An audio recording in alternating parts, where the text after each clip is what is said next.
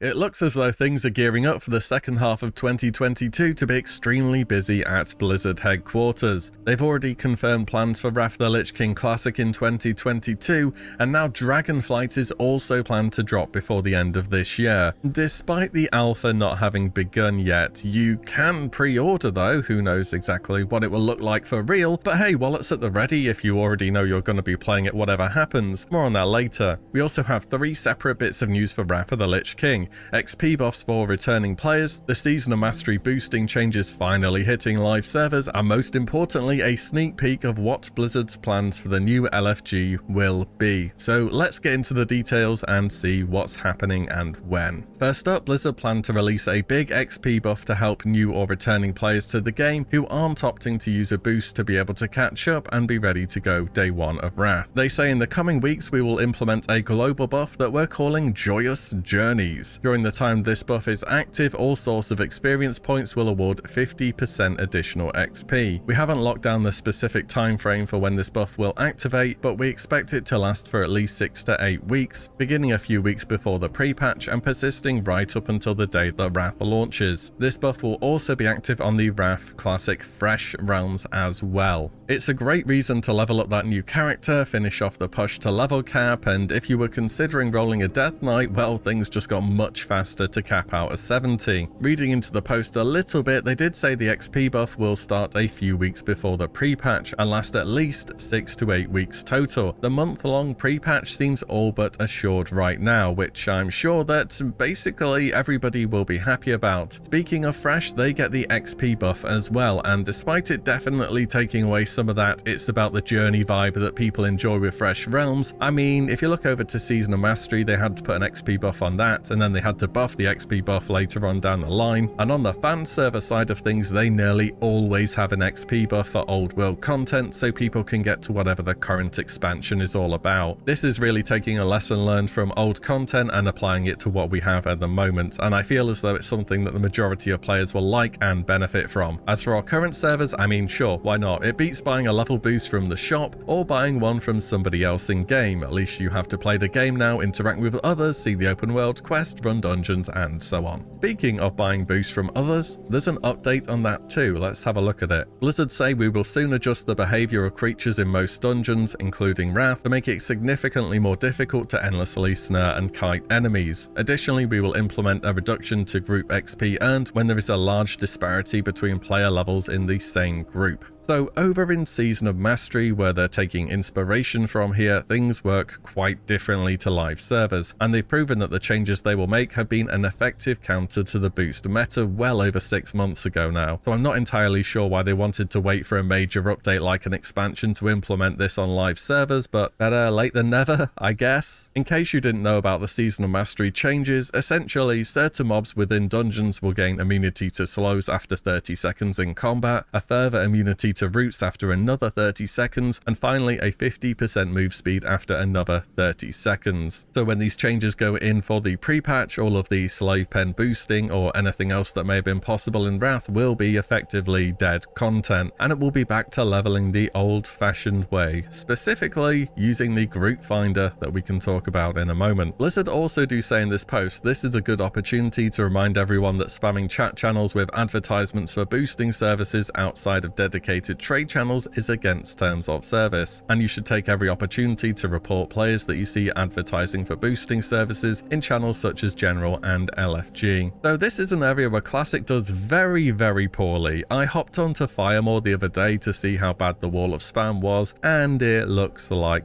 this. In fact, the majority of the posts in LFG here are against terms of service, the vast majority. I guess Blizzard are leaving it on player reports to clean it up though, so unless people start reporting, I don't imagine this is going to go away. Interestingly, the same exact thing happened on retail fairly recently, and they have been able to solve it there through player reports. Moving on though, let's look at the big feature. The first new look at the LFG is finally here, and it's about what I expected it to be. It's the retail LFM, but reskinned a little bit to fit for Wrath. I've done a side-by-side here with what we have in the retail version, and I'm going to go over a few features that they plan to have, as well as some restrictions. They say were introducing roles into the UI for Wrath Classic. Partial groups can broadcast which slots they have open, and individuals can specify whether they're willing to tank, heal, or deal damage, or all of the above. There'll be solo listings and multiple activities, so you can list yourself or your current group for one or several different things at the same time. Requesting invites and suggesting invites. They say to smooth out group formation, we're adding request invite and suggest invite features. Just remember, a quick hey there is always preferred over a silent and sudden ninja invite.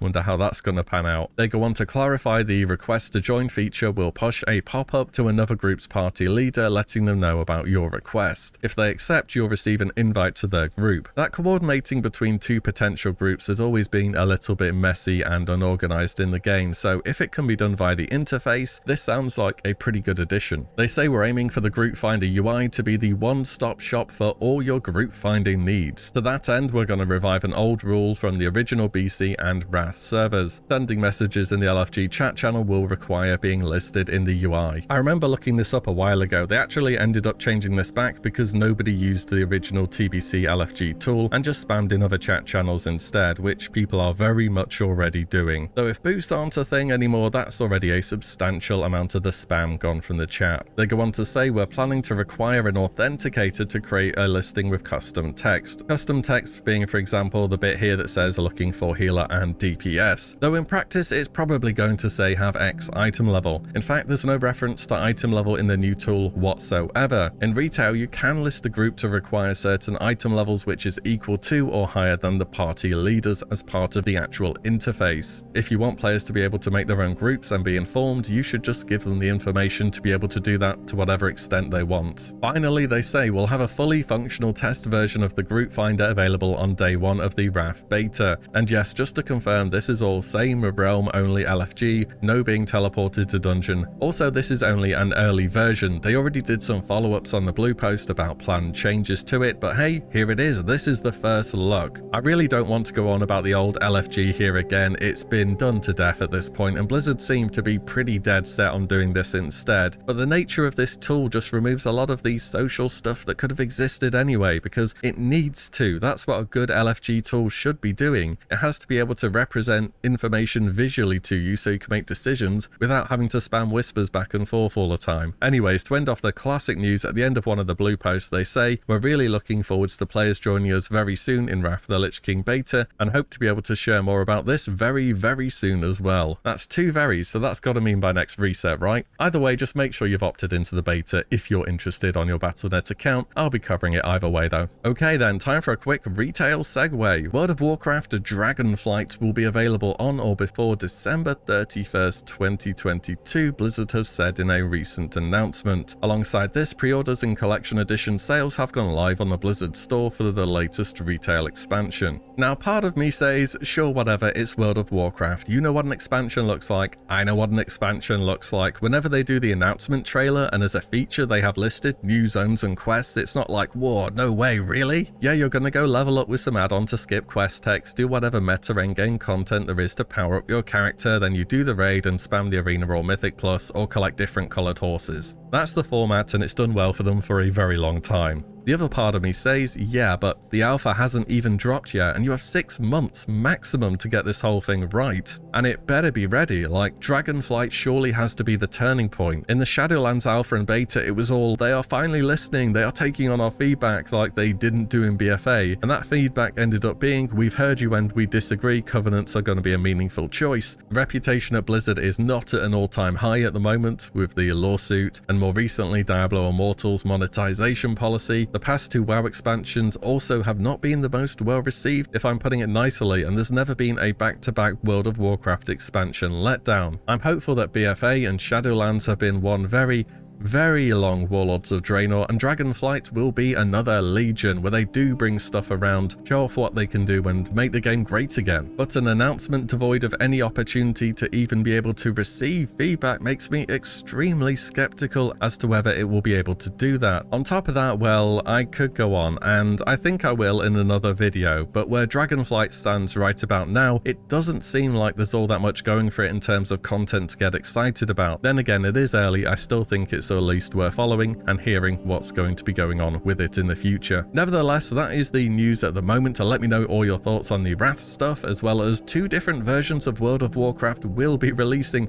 within a few months from one another. How about that, eh? As always, thank you all guys so much for watching and listening in, and I shall see you all in the next one very soon.